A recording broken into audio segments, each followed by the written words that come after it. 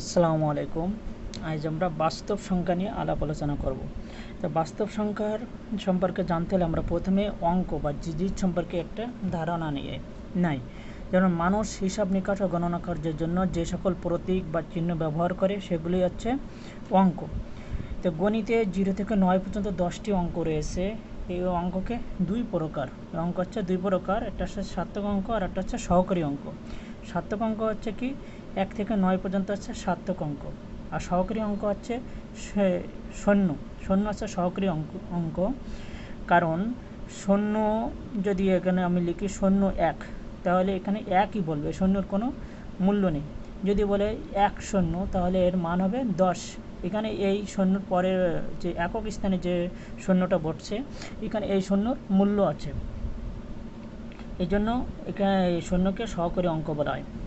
তারপর হচ্ছে সংখ্যা, এক বা একাধিক অঙ্ক মিলে সংখ্যা হয়। এক বা একাধিক কেন, এখানে 1 থেকে 9 পর্যন্ত হচ্ছে অঙ্ক, এগুলোকে সংখ্যাও বলা হয়। কিন্তু একাধিক অঙ্ক যেরকম 1 আর 1 11, 1 আর 3 13, 1 3 1 131, এখানে 3টা অঙ্ক মিলে একটি সংখ্যা হয়েছে। ঠিক আছে, এখানে 2টা অঙ্ক মিলে একটি সংখ্যা হয়েছে। তাহলে অঙ্ক এবং সংখ্যার ভিতরে পার্থক্য এটুকুই। তারপর হচ্ছে বাস্তব সংখ্যা। আমরা সাধারণত নবম দশম এবং আমরা বাস্তব জীবনে যে সংখ্যা নিয়ে আলাপ আলোচনা করি, এগুলি হচ্ছে বাস্তব সংখ্যা। যেটা এই বাস্তব সংখ্যা চেনার উপায় হচ্ছে, যে সকল সংখ্যাকে বর্গ করলে ধনাত্মক সংখ্যা পাওয়া যায় সেগুলো হচ্ছে বাস্তব সংখ্যা। যে সকল সংখ্যাকে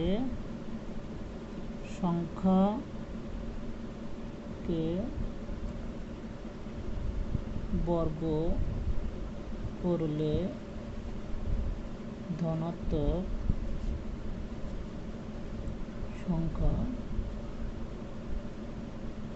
পাওয়া যায় তাদেরকে বাস্তব সংখ্যা বলে।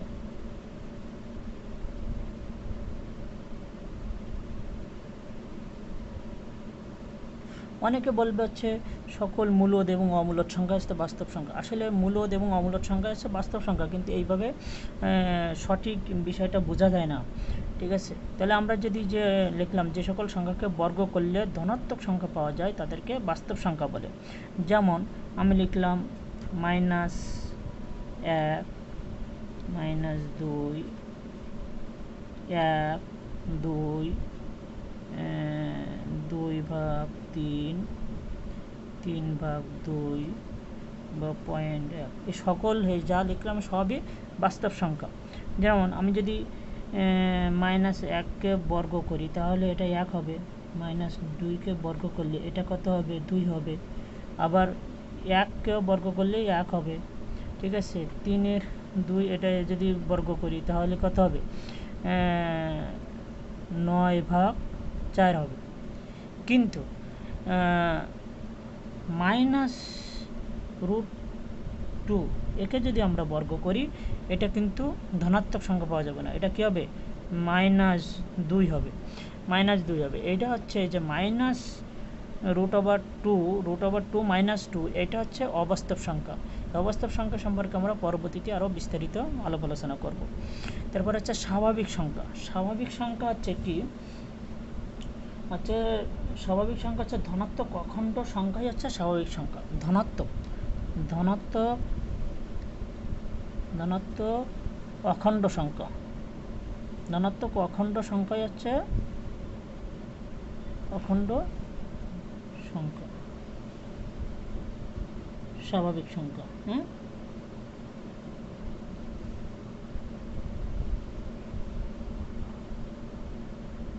যেরকম 1 2 3 এইভাবে শুরু করি ইনফিনিটিভ পর্যন্ত, এই সকল সংখ্যাই হবে স্বাভাবিক সংখ্যা। ঠিক আছে, পূর্ণ সংখ্যা হচ্ছে কি, সকল ধনাত্মক শূন্য সহ, এর কথা হবে শূন্য সহ, এটা হচ্ছে ইম্পর্টেন্ট, শূন্য সহ সকল ধনাত্মক ও ঋণাত্মক সংখ্যাই পূর্ণ সংখ্যা। শূন্য সহ সকল ধনাত্মক এবং ঋণাত্মক সংখ্যাই হচ্ছে কি পূর্ণ সংখ্যা। যেমন -2, -1, 0, 1, 2, এইখান থেকে কী হয়েছে মাইনাস ইনফিনিটিভ থেকে শুরু হয়েছে, ডট ডট দিয়ে দিলাম। এখানে প্লাস ইনফিনিটিভ পর্যন্ত হচ্ছে সকল সংখ্যা হচ্ছে পূর্ণ সংখ্যা। তো এখানে কী বলে শূন্য সহ সকল ধনাত্মক অখণ্ড, সরি এখানে একটা কথা বলা হচ্ছে অখণ্ড সংখ্যায়, হ্যাঁ ধনাত্মক অখণ্ড, অর্থাৎ এখানে থাকবে না, ভগ্নাংশ থাকতে পারবে না, সেগুলো হচ্ছে পূর্ণ সংখ্যা। আর ভগ্নাংশ সংখ্যা কি, সে পি ভাগ কিউ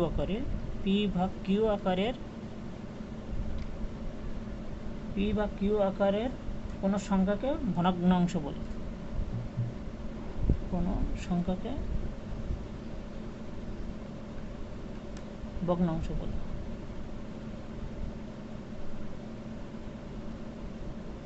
পি বা কিউ আকারে কোনো সংখ্যাকে ভগ্নাংশ বলে, যেরকম আছে 2/3 বা 3/2, ঠিক আছে। তো এরকম এগুলো হচ্ছে ভগ্নাংশ। ভগ্নাংশ আবার বিভিন্ন প্রকার বলা হয়, 3 প্রকার ভগ্নাংশ রয়েছে। একটা হচ্ছে প্রকৃত ভগ্নাংশ,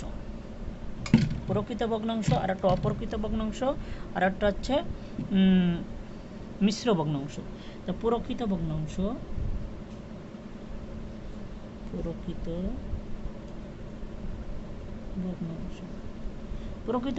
কি লব হবে ছোট, তাহলে এইটা হচ্ছে প্রকৃত ভগ্নাংশ। 2/3, তারপর আছে 4/2, বা হচ্ছে যদি বলি 5/7, এগুলো হচ্ছে প্রকৃত ভগ্নাংশ। আর অপ্রকৃত ভগ্নাংশ কি,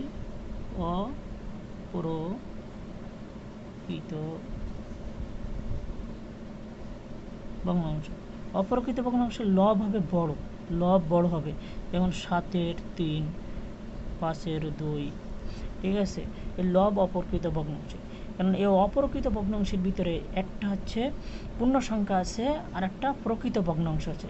যেরকম আমরা যদি এখানে 7/3 এটাকে যদি ভেঙে লিখি, তাহলে লিখব 1/2/3,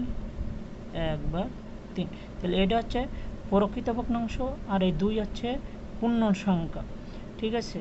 তো এই পূর্ণ সংখ্যা এবং প্রকৃত ভগ্নাংশ মিলেই হয় অপ্রকৃত ভগ্নাংশ, ঠিক আছে। তাহলে এই যে এটা হইলো, এটাকে আবার কি বলে মিশ্র ভগ্নাংশ। এটাকে কি বলে মিশ্র ভগ্নাংশ,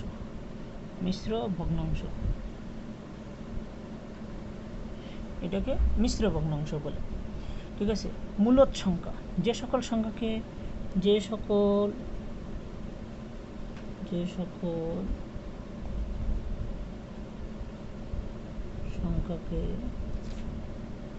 পি বা কিউ আকারে প্রকাশ করা যায় তাদেরকে মূলদ সংখ্যা বলে।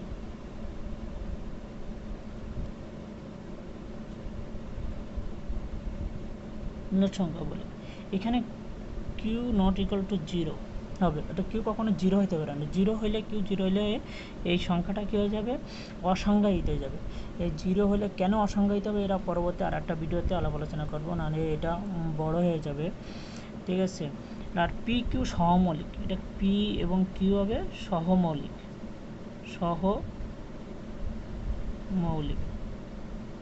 ঠিক আছে। তাহলে আমরা মূলদ সংখ্যা কি বলতে পারি, 2/3, এটার নিচে কিছু নেই মানে 1 আছে, এটার নিচে কিছু নেই মানে 1 আছে, তাহলে এখানে এটা হচ্ছে মূলদ সংখ্যা হবে।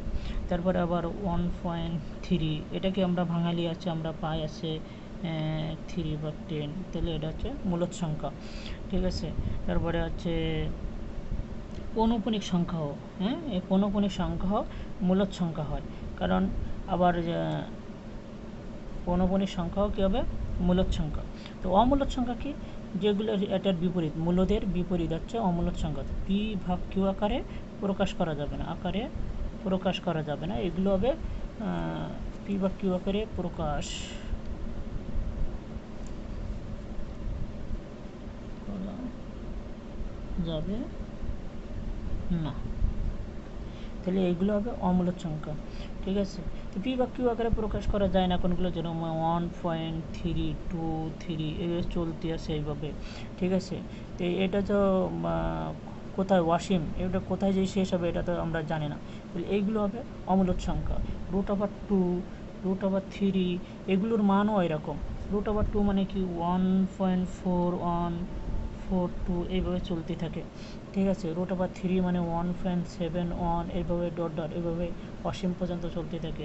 যেরকম পায়ের মান হচ্ছে কি 22/7, এটাও আছে 3.1416, এটা এইভাবে চলতে থাকে। তাহলে এইগুলো হচ্ছে অমূলদ সংখ্যা। ঠিক আছে, যেগুলো অসীম পর্যন্ত, হ্যাঁ, দশমিকের পরে অসীম পর্যন্ত এভাবে চলতে থাকে, এগুলো হচ্ছে অমূলদ সংখ্যা। তারপরে দশমিক ভগ্নাংশ। দশমিক ভগ্নাংশ কি? দশমিক ভগ্নাংশ হচ্ছে 1.3132, হ্যাঁ, এটা হচ্ছে দশমিক ভগ্নাংশ। ঠিক আছে, তারপরে 1.732 ডট ডট এভাবে চলতে আছে, এগুলো হচ্ছে দশমিক ভগ্নাংশ। এই দশমিক ভগ্নাংশ হচ্ছে আবার দুই প্রকার, একটা সসীম দশমিক ভগ্নাংশ আর একটা অসীম দশমিক ভগ্নাংশ। সসীম মানে কি? যার সীমা আছে, যেরকম এই প্রথম যেটা এই উপরে লিখছি 1, 3, 1, 2, এটা হচ্ছে সসীম দশমিক ভগ্নাংশ। ঠিক আছে, এরপরে আছে 1.5, এটা হচ্ছে সসীম দশমিক ভগ্নাংশ।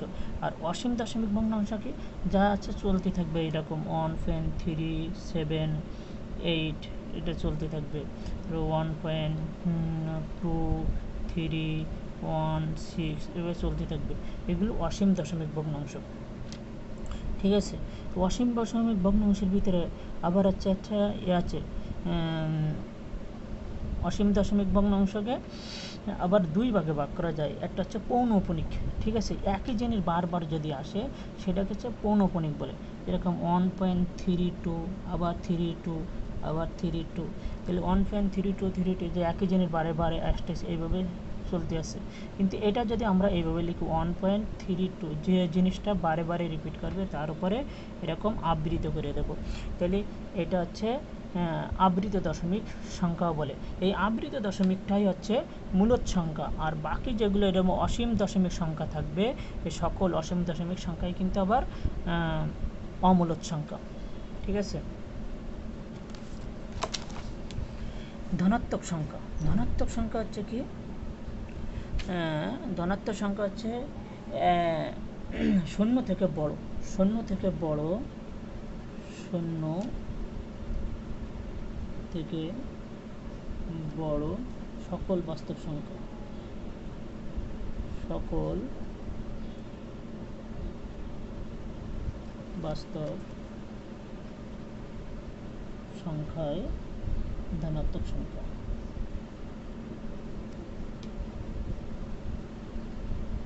ঠিক আছে, শূন্য থেকে বড় সকল বাস্তব সংখ্যা কি?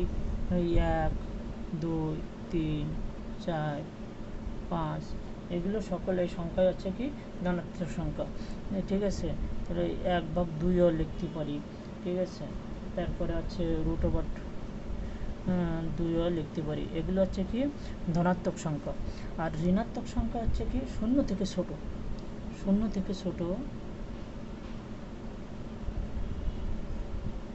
শূন্য থেকে ছোট সকল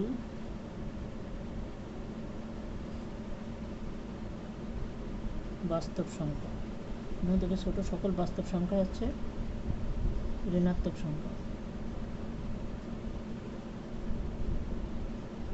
যেরকম শূন্য থেকে ছোট, যেরকম -3, -4, ঠিক আছে, বা -2 বা 3, হ্যাঁ, তারপরে আছে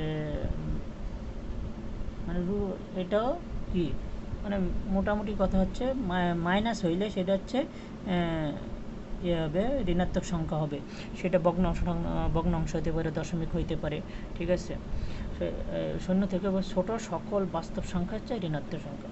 আর অঋণাত্মক সংখ্যা, এর ভিতরে ধনাত্মক সংখ্যা এবং অঋণাত্মক সংখ্যার ভিতরে মূল পার্থক্য হচ্ছে শূন্য থাকবে এখানে। শূন্য থেকে বড়, এটার কথা ছিল শূন্য থেকে বড়, এটা ধনাত্মক সংখ্যা। আর অঋণাত্মক সংখ্যা হচ্ছে শূন্য সহ, শূন্য সহ সকল ধনাত্মক সংখ্যা, সকল ধনাত্মক সংখ্যায় অঋণাত্মক সংখ্যা, ঋণাত্মক শূন্য সহ সকল ঋণাত্মক সংখ্যা। তাহলে এখানে শূন্য থেকে শুরু হবে, 0 1 2, তাহলে এখানে শূন্য থাকবে না আর এখানে শূন্য থাকবে। এই মূল পার্থক্য হচ্ছে অঋণাত্মক সংখ্যা এবং ধনাত্মক সংখ্যার ভিতরে এই মূল পার্থক্য এটাই।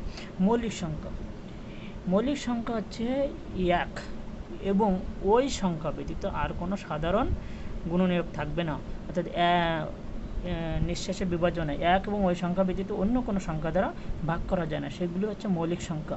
ঠিক আছে, 1 এবং ওই সংখ্যা ব্যতীত অন্য কোনো সংখ্যা দ্বারা নিঃশেষে বিভাজ্য হয় না।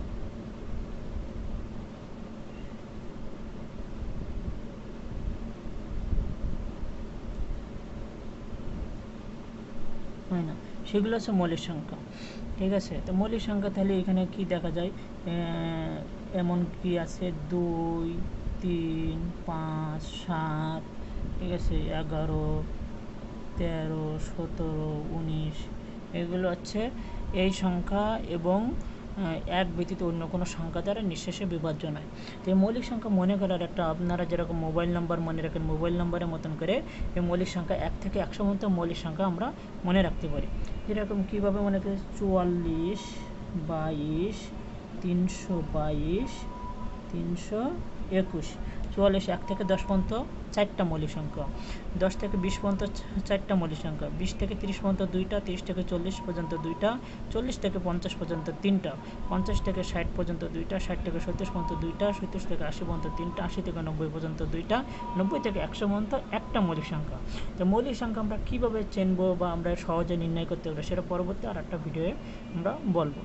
যৌগিক সংখ্যা, মৌলিক সংখ্যা ব্যতীত সকল সংখ্যা হচ্ছে যৌগিক সংখ্যা। মৌলিক সংখ্যা ব্যতীত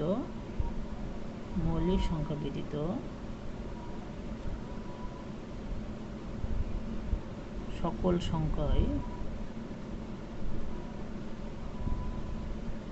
যৌগিক সংখ্যা।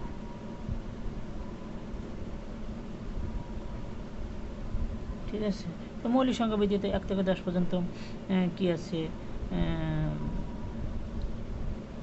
4 6 8 9 10, ঠিক আছে, এগুলো হচ্ছে কি যৌগিক সংখ্যা। সমমৌলিক সংখ্যা, যে দুইটা সংখ্যা তাদের ভিতরে যদি গসাগু 1 হয়, দুইটা সংখ্যার ভিতরে দুইটা সংখ্যার গসাগু যদি কি হয় 1 হয়, তাহলে সেটা হচ্ছে সমমৌলিক সংখ্যা। যেমন 6 এবং 7, এটা হচ্ছে মৌলিক সংখ্যা কিন্তু এটা যৌগিক সংখ্যা, কিন্তু এদের ভিতরে গসাগু হচ্ছে কি গসাগু হচ্ছে কি 1, তাহলে এটা হচ্ছে সমমৌলিক সংখ্যা। তাহলে আমরা মোটামুটি হচ্ছে সংখ্যা সম্পর্কে ধারণা পাইলাম, বাস্তব সংখ্যা সম্পর্কে এবং এদের শ্রেণী বিভাগ সম্পর্কে আমরা কি জানলাম। তো ঠিক আছে, আমরা পরবর্তী ভিডিও এই মৌলিক সংখ্যার কীভাবে আমরা নির্ণয় করব, তারপরে হচ্ছে বা অবাস্তব সংখ্যা কাকে বলে এটা সম্পর্কে আমরা বিস্তারিত আলোচনা করব। ঠিক আছে, ধন্যবাদ সবাইকে ভিডিও দেখার জন্য এবং আমার চ্যানেলকে সাবস্ক্রাইব করেন এবং আমার এই ভিডিও সম্পর্কে কোনো পরামর্শ থাকলে আপনারা কমেন্ট বক্সে জানাবেন। ঠিক আছে, এখানে আপনাদের একটা কাজ দেয়, যেমন √2, তারপরে আছে 1 3 7 8 1.36, তারপরে আছে 5 7। এখানে কোনটা মূলদ সংখ্যা এবং কোনটা অমূলদ সংখ্যা এটা কমেন্ট বক্সে জানাবেন।